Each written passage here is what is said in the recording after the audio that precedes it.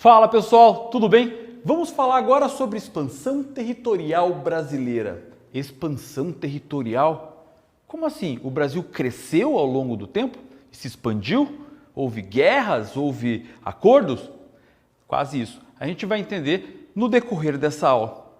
Para a gente poder começar a perceber toda essa expansão territorial brasileira, precisamos começar não aqui no Brasil, mas lá na Europa, lá na época quando houve o Tratado de Tordesilhas. Quando você dá uma pesquisada lá em aula de história, vai ver lá sobre o descobrimento do Brasil, nós vamos ver que a primeira forma de organização territorial da América Portuguesa, aquilo que seria depois conhecido como território brasileiro, ela começou por esse tratado. Quando os dois principais países, economicamente falando, no mundo, Portugal e Espanha, resolveram ali entre elas dividir o mundo. E nesse acordo, chamado de Tratado de Tordesilhas, ficou estabelecido uma linha que dividiria todo o planeta em terras de Portugal e terras de Espanha. O critério básico dessa situação era 370 léguas a oeste das ilhas de Cabo Verde, umas ilhas que ficam ali no litoral africano, que é um país que fala a língua portuguesa, inclusive.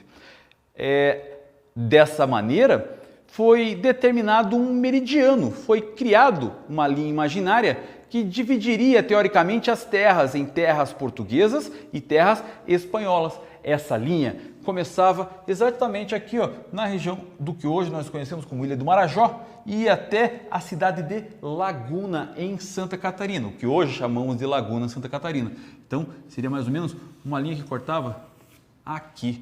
Essa era a chamada de linha do Tratado de Tordesilhas. Então, tudo que estava a leste dessa ilha seria territórios portugueses. Tudo que estava a oeste seriam territórios espanhóis. Claro que a gente precisa entender aqui que isso aqui é só uma representação didática. Nós não estamos meio que preocupados aqui com a escala do mapa. Ok, pessoal? Então, se você quer ver um pouco mais sobre a escala do mapa, dá uma pesquisada na internet aí que você vai achar fácil esse mapa aqui da expansão territorial brasileira. Fechou? Vamos nessa? Então, beleza. Então, dessa maneira aqui, antes do descobrimento do Brasil, que foi ali em 22 de abril de 1500, já se tinha noções de que poderiam haver terras justamente aí a oeste. Então, aconteceu algumas ideias de talvez, quem sabe, um dia fazer essa expedição. A história nos conta que a descoberta do Brasil, ela foi um erro de navegação, porque Pedro Álvares Cabral, na verdade, ele queria seguir o caminho para chegar às Índias. E, na verdade, ali acabou tendo problema, porque ele pegou errado os ventos alísios e acabou chegando aqui em Porto Seguro. Então, o descobrimento do Brasil, o que a história nos conta, foi por acaso. Okay? Existem estudiosos, historiográficos que dizem que, na verdade, foi simplesmente uma posse. Eles vieram para tomar posse de um território que eles já conheciam. Até porque essa linha do Tratado de Tordesilhas já tinha sido delimitada antes mesmo da tal descoberta do Brasil. Dessa maneira, então, o território do Brasil, que viria a ser o Brasil, que a gente vai chamar de América Portuguesa, ela estaria aí delimitado a somente 1/3 do território atual do Brasil. E como isso aconteceu? As primeiras ocupações desse território, apesar de que o descobrimento aconteceu em 1500, só aconteceu a partir de 1530, que foi quando, de fato, Portugal resolveu explorar essas terras, visto que nós tínhamos, na época, um sistema econômico chamado de capitalismo comercial, onde uma das principais ideias de tudo isso era o mercantilismo, o metalismo.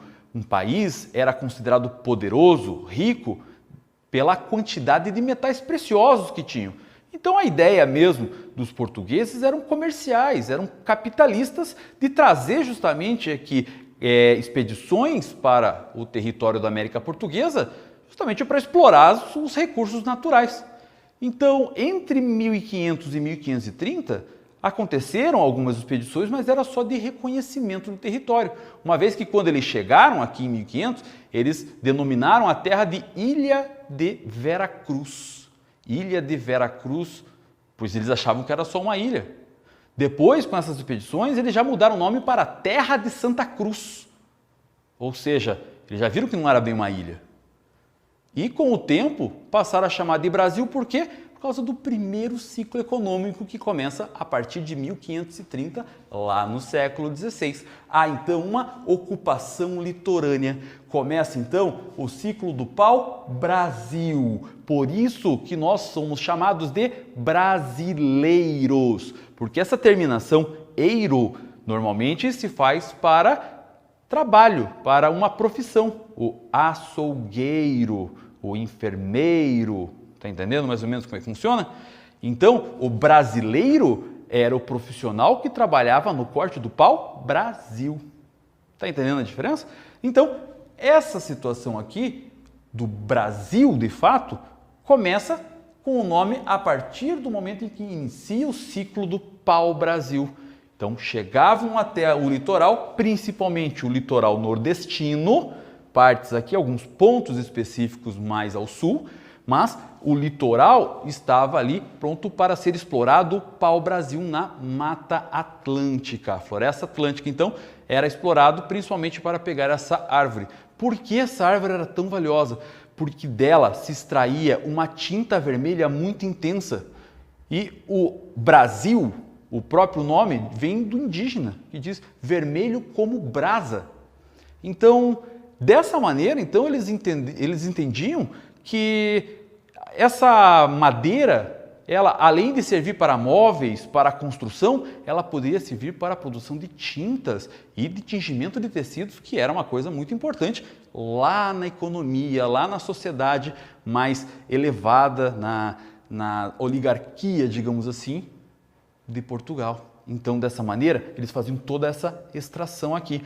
Junto com isso, percebeu-se que o clima era propício à produção de açúcar, um outro produto bem valioso na Europa, uma vez que o açúcar ele vinha da região das Índias, da região ali que era produzido através de outro tubérculo, outra fruta, outro vegetal, que era a beterraba.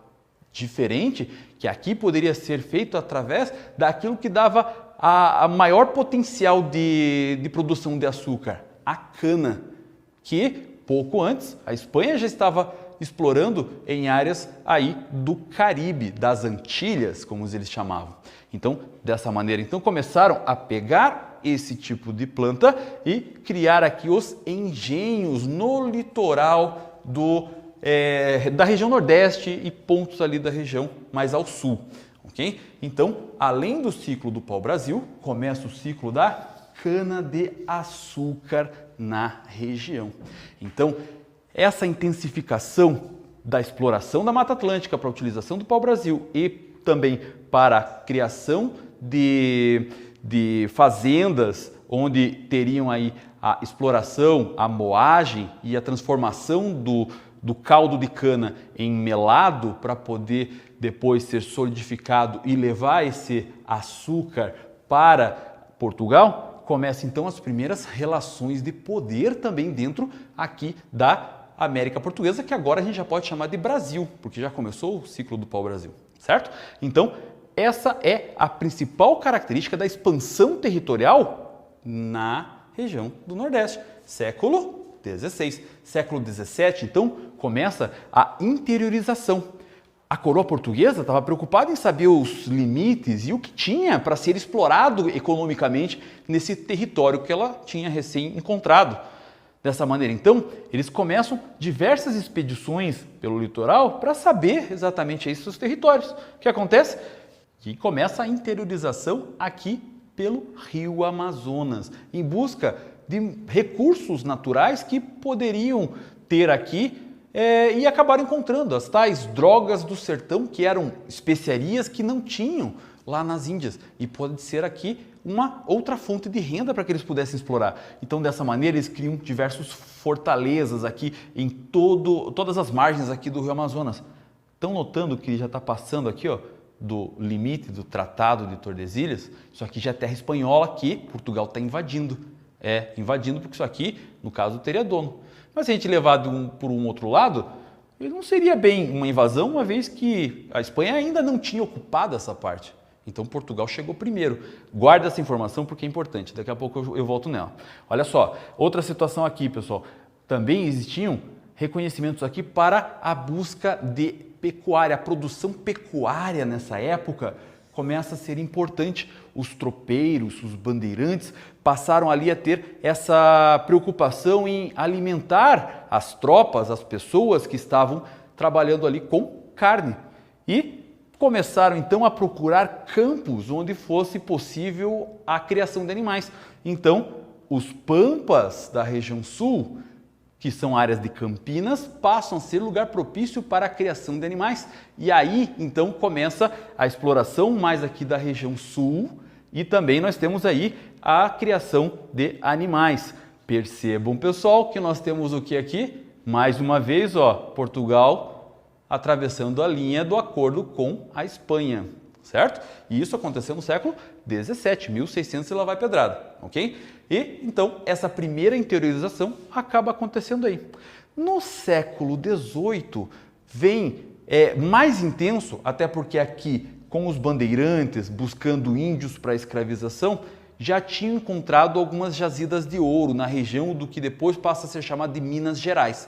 Mas aqui no século 18, 1700 e lá vai alguma coisa, nós temos a segunda interiorização do Brasil.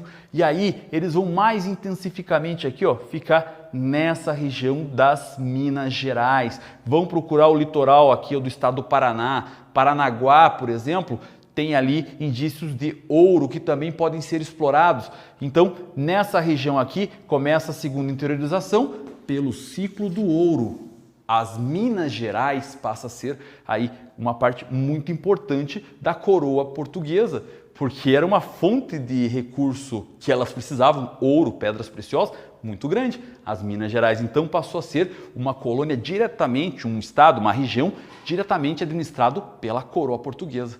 E aí o que acontece? 1750, a Espanha já percebe que as coisas aí já estão meio que ficando erradas. Então ela propõe um novo acordo para essas terras e cria então, 1750, o Tratado de Madrid, que tem como princípio de que a terra seria de quem encontrasse primeiro. Dessa maneira, essas terras todas aqui do norte e do sul do Brasil passam de fato a ser propriedade de Portugal. Então, começa um processo de urbanização.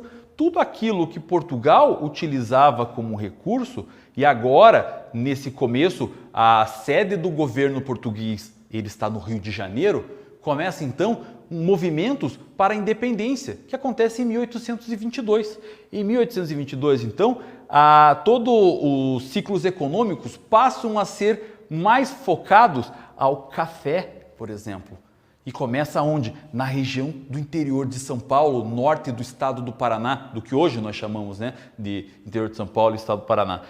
Também começa o ciclo da borracha, as seringueiras começam a ser bem exploradas. E toda essa exploração da borracha acabou vindo aqui no Acre, região aqui que teve a parte da Bolívia, que acabou gerando guerras, conflitos, que acabou, por fim, fazendo que a Bolívia vendesse esse território para o Brasil, aumentando ainda o território brasileiro. E diversas outras conquistas e acordos passaram a formar todo o território brasileiro, tal qual nós conhecemos hoje. E essa é a forma com que houve a expansão. Percebam que a expansão do território brasileiro, ele aconteceu sempre através dos ciclos econômicos. Por isso que é tão importante estudar a história com a geografia e também essas relações de poder. Isso é geopolítica também, certo? Eu espero que você tenha gostado dessa aula. Muito obrigado por ter assistido e tchau, tchau!